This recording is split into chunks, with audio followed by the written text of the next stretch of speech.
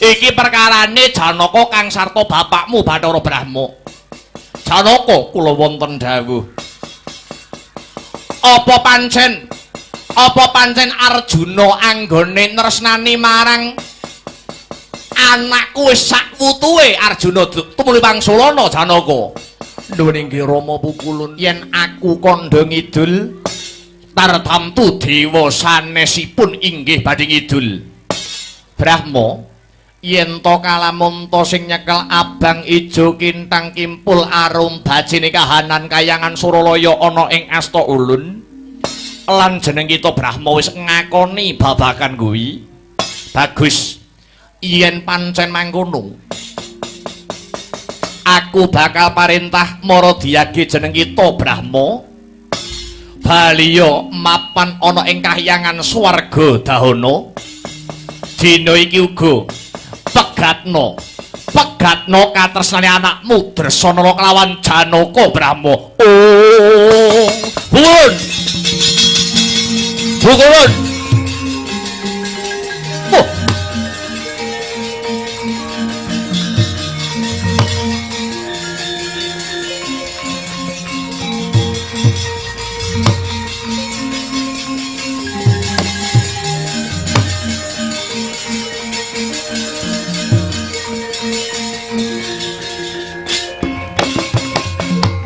Oh,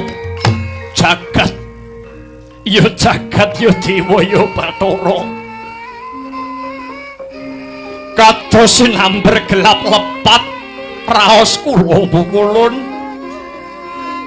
Kenging menapa paduka Pukulun ngendika mbok menawi kula kedah misah katresnanipun Janaka kelawan Dresalala.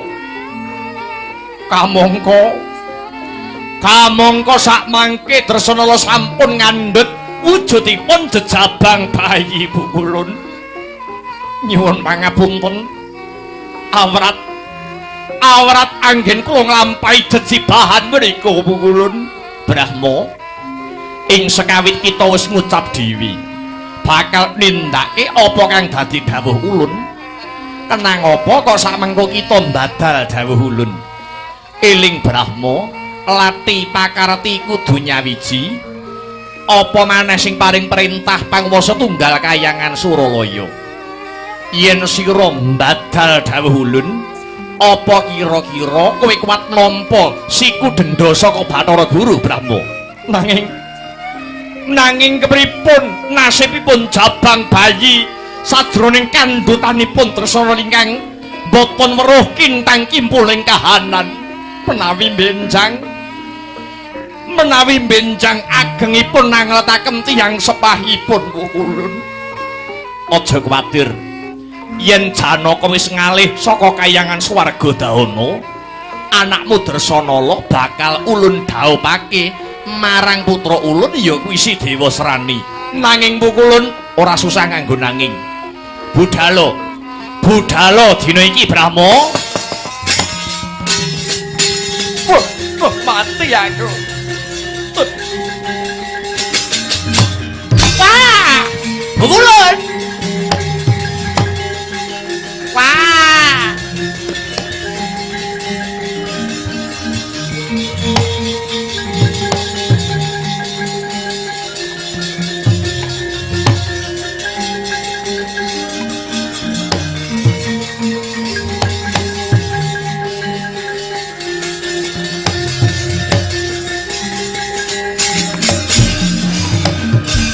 Dewa-dewa sugata marang soring prang ngutani arum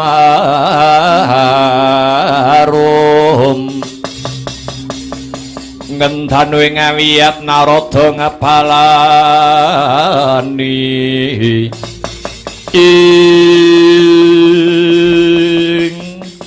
olah dalah pragenjong papapong marudayang tinegara wong kali codhe ngetani line. Adi Guru, wonten dawuh Kakang Narada, pripun panjenengan kok mengaten? Wah, menawi paduka badhe misahke katresnaning Janaka lan Dresanala, ateges wonten paribasan idu dinilat malih si Janaka lan Dresanala menika rabi menika awit saking perintah Paduka. Mongko kula sampun mireng pekabaran yen to sakmenika Dresanala sampun ngandhut wujudipun jejabang bayi. Wa ing katresnan antarane Janaka lan Dresanala. Lah kok sakmenika kemenalar ingkang pundi Adi Guru? Kakang Narada, wonten dawuh sedaya pernatan menika kula ingkang damel.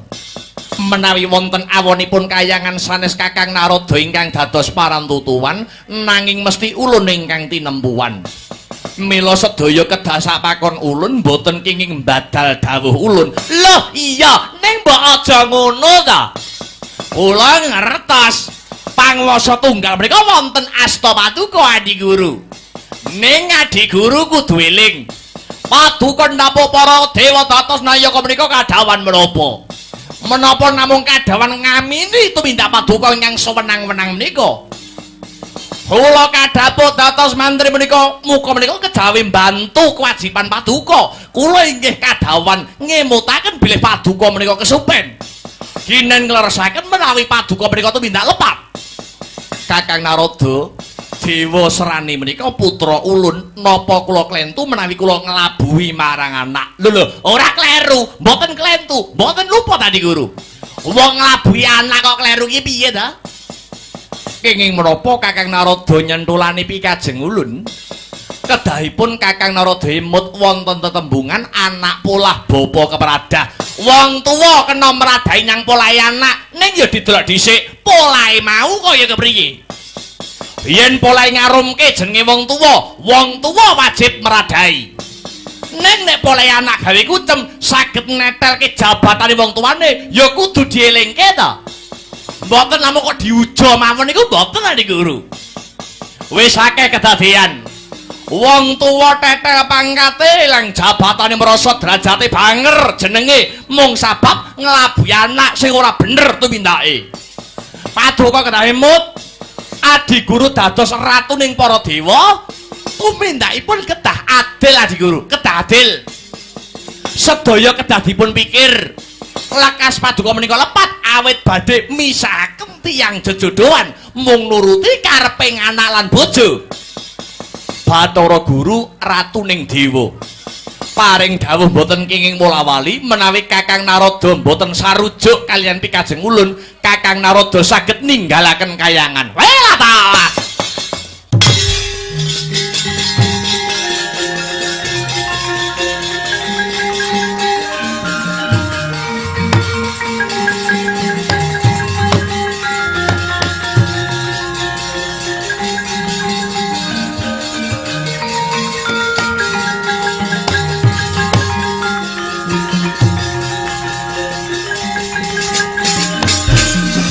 Raja Montabler kina Paduka yayasi nepi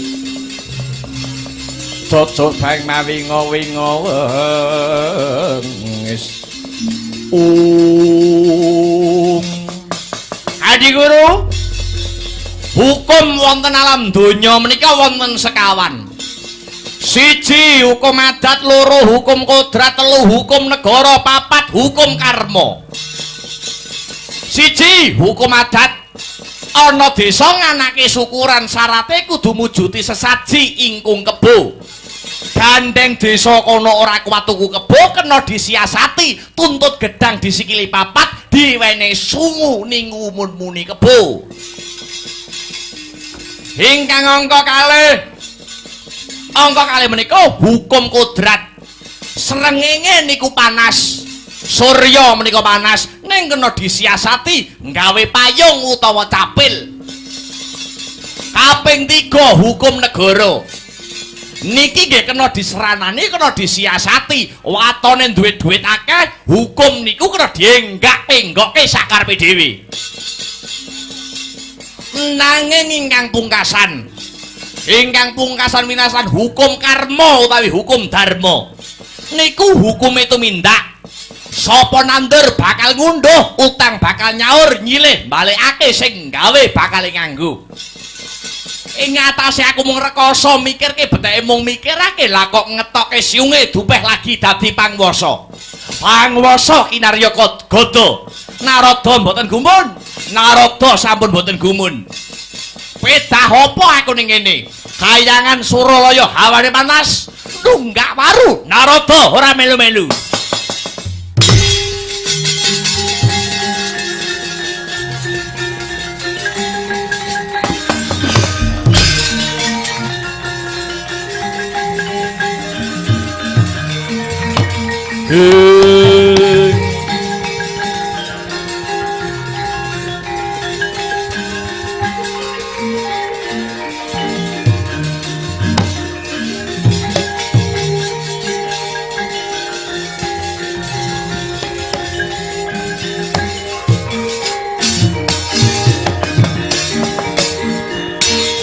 Dadi atur-atur miturut anut sumarah mring Gusti dene sidi miwang utama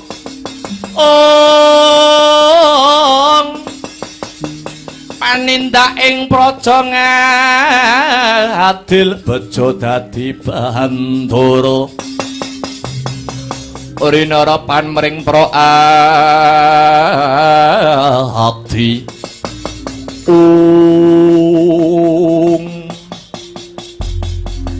matur nuwun pukulun paduka pun nuruti kareping anak lan bojo ya nek ngene kok tambah ganteng makasih nggih pukulun makasih iya padha-padha Durga kabeh ndak lakoni mung krana panjenengan ulun ngeboti kelawan kekarepan anak ya kuwi si Dewa Serani. Nuwun inggih matur nuwun pukulun Durga padha-padha. Pun mboten usah digagas. Mboten usah digagas. Punapa ingkang dados kekarepaning Bathara Narada. Kayangan tanpa Narada isih jalan. Dewa liyane ganteng-ganteng, dewa liyane cakrak-cakrak, Narada dewa kaya ceret. Pun mboten usah digugu, pun mboten usah digagas. Lunga mbok ben, minggat mbok ben. Dewa liyane ganteng-ganteng Narada ngelek-ngeleki rombongan. Iya Durga iya. Indra. Indra. Indra. Ya ampun rapat ning gedung kadewan kok turu piye? Monggo kula dherekaken nyang ndi? Mboten to? Ora kok. Oh. Ngapunten. Niki wau nembe ndonga. Ndonga kok udane kok ndi-ndi. Durga, wonten dawuh. Banjur jeneng kita Durga bakal menyang endi? Kula badhe nututi lakunipun Bathara Brahma. Apa pancen Brahma wani utawi tega misahke katresnane anake Dresana kalian si Janaka. Menawi kula tututi Brahma mboten sida misahke si Janaka lan Dresanala, tegesipun Brahma isih ngeboti Janaka. Menawi estu-estu badhe misahaken katresnane Janaka lan Dresanala, tegesipun Bathara Brahma bener-bener ngestu padha dawuh pangandika Hyang Adipukulun Bathara Manikmaya. Ya, yen pancen mangkono Durga. Duga-duga ginawa ngati-ngati aja nganti keri. Tututana laku ning Bathara Brahma. Aja nganti iki mengko. Aja nganti iki mengko ana muganing lelakon kang sarta. Kang sarta kewajibane Brahma bakal ditindakake kanthi bener becik satemah gegayuhan kang sarta kepinginane si Dewa Serani. Anggone bakal dedaupan kelawan putri swarga Dahana yaiku si Dresanala bakale kasembadan Durga. Nuwun nggih amit padal pasilan nyuwun pamit Pukulun. Gandanya Sekar Gadung. Ben kembang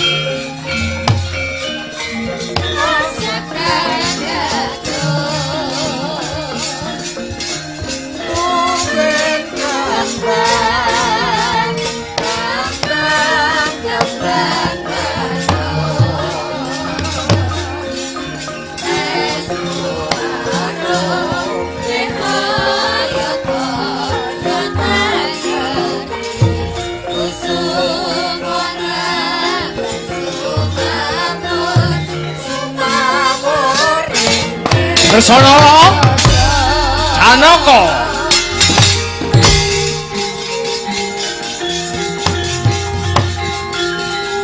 wah anakku wong ayu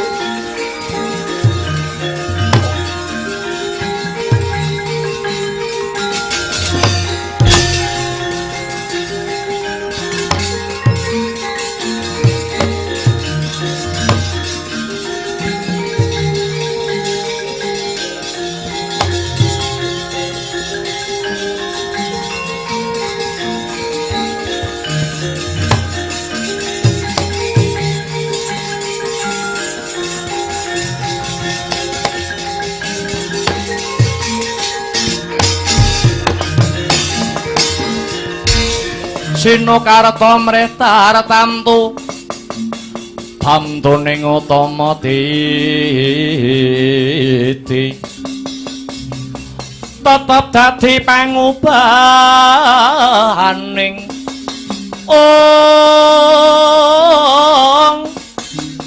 wadya tentreming ati tamtu kena tinulado diasilir wulan dadari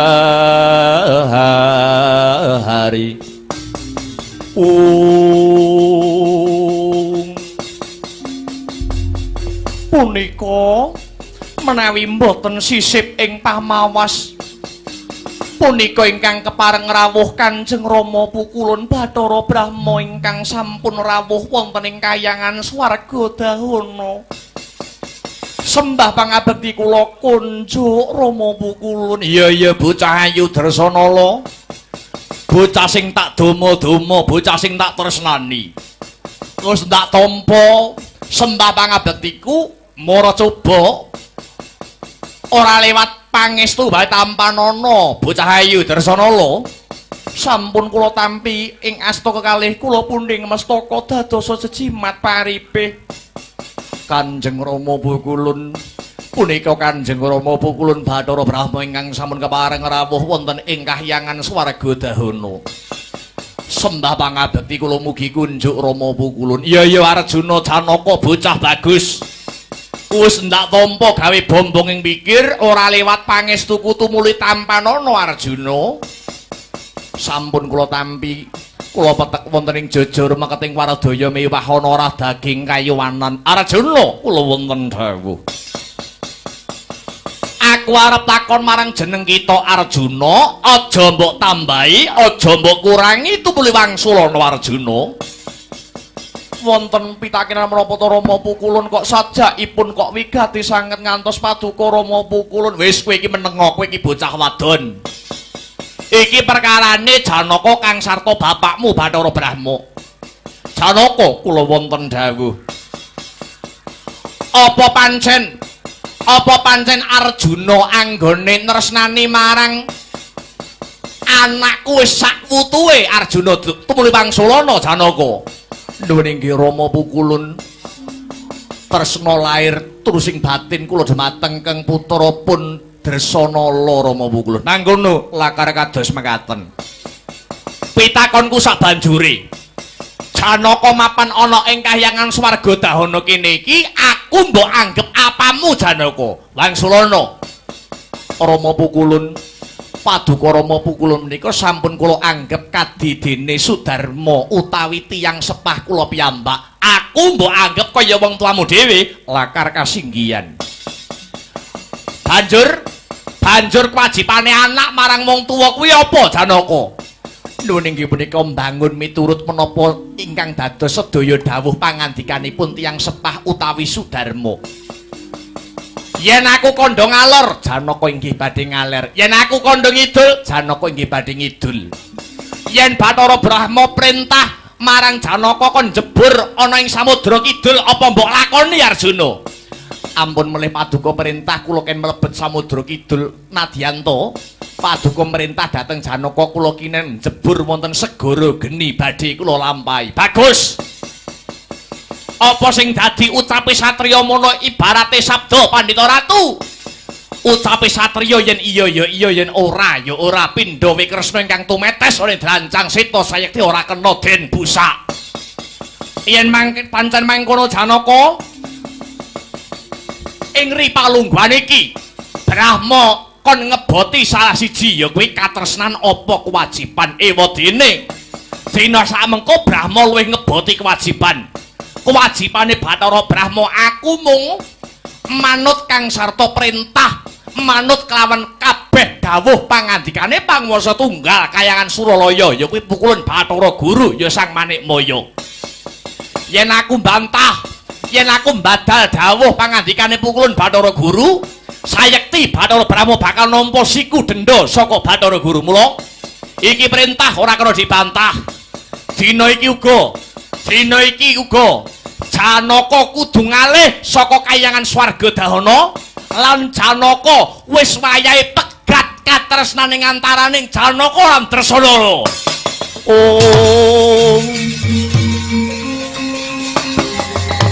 Pangeran Dresana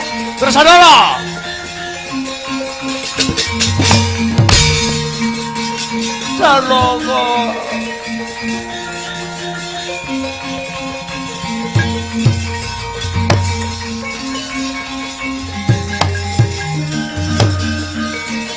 Duh.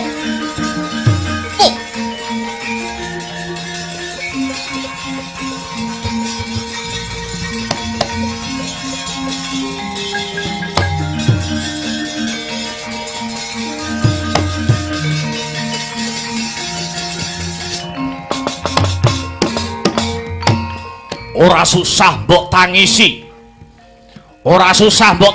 lungane Janaka mula wit biyen janjane aku ora setuju yen anakku Dresana dirabi karo Janaka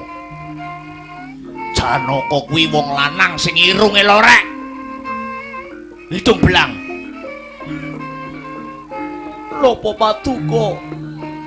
Lopo Paduka mboten mangerteni menawi kula sampun ngandhut jejabang bayi Rama Pukulun. Aja kuwatir Cahayu. Saklungane Janaka ana wong lanang liya sing bakal nampa kowe opanane. Nadyan kowe rondo ning kowe isih rondo teles. Ana wong lanang kang ora kalah gagah, ora kalah bagus timbang si Janaka. Dasare ya sugih bondo donya. Ya kuwi putrane Pukulan Bathara Guru lan Bathari Durga jenenge si Dewasrani. Yen Dewasrani kang bakal genteni ya mung si Dewasrani sing bakal ganteni bojomu Janaka lan bakal ngayomi Dresana sak wutuhe.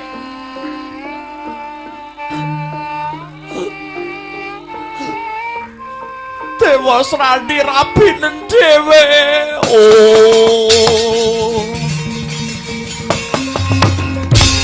Sana, Duk.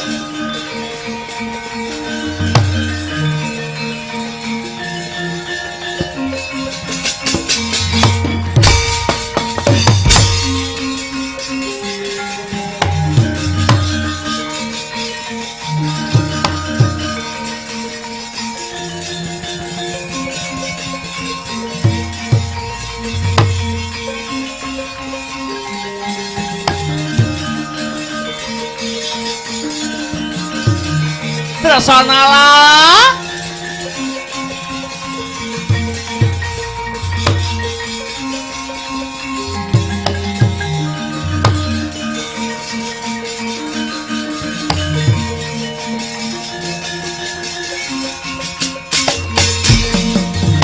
Duh, bocah ayu calon mantuku.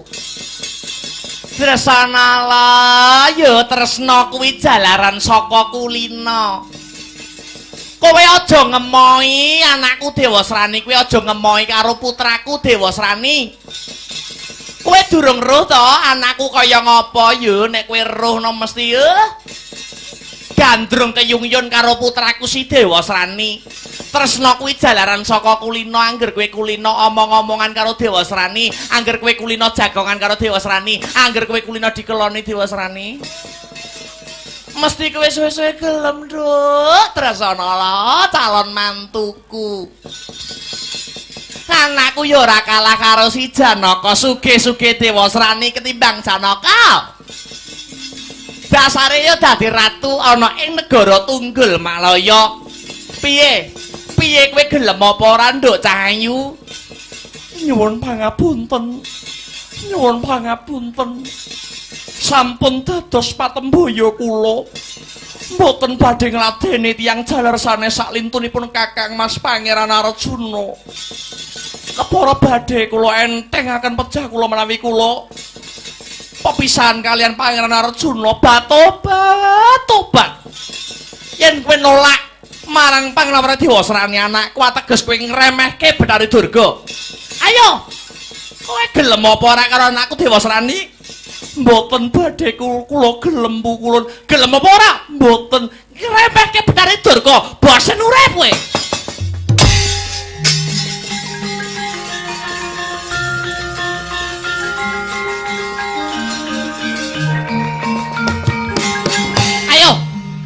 Iki apa? Ana rantai sing sak lengen gedene. Yen kowe nolak utawa nampik katresnane anakku si Dewasrani, tegese kowe ngremehke panguwasane Betari Durga. Gelem karo anakku Dewasrani apa ora? Boten badhe kula purun. Bosen urip kowe. Ayo. Kowe gelem apa ora? Rabi karo anakku. Boten badhe. Edan! Ayo! Gelem apa ora?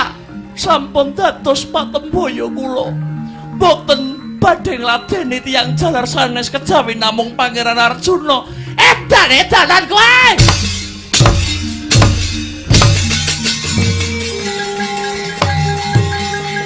Mati kowe! Ah! Ah!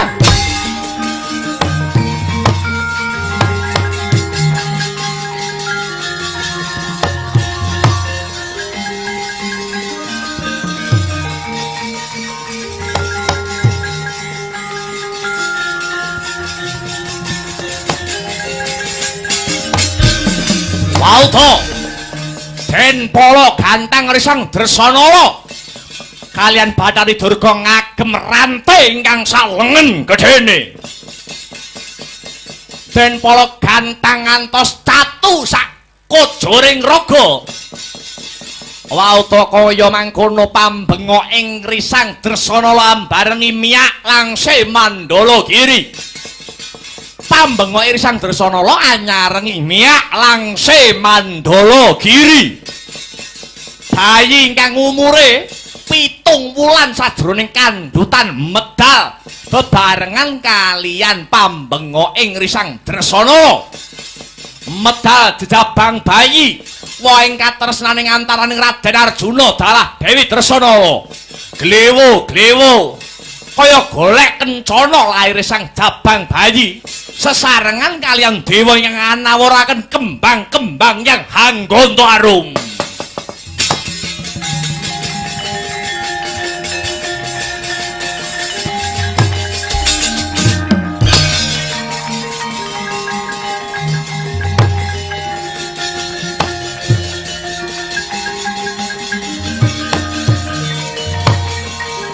Dewa Manjing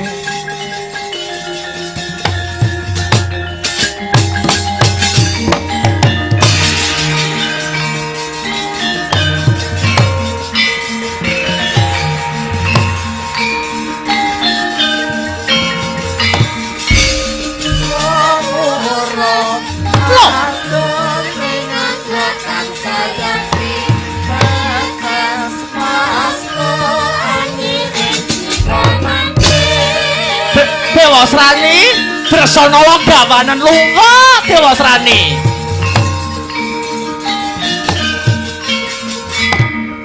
Ya lakon dadi bojoku kowe Cahayu. Ya oh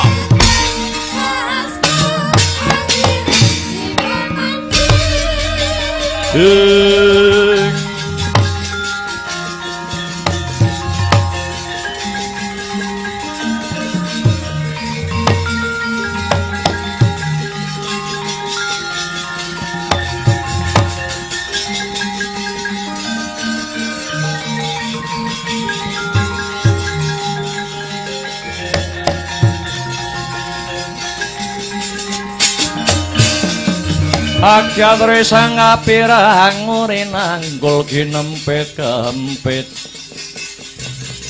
dosang retnaning bawana ing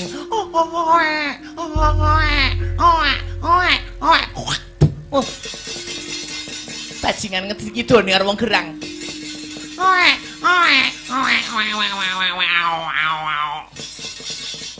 iki bayi anake Dresanala kang sartosi Janaka yo baguse kaya bapakne cahyane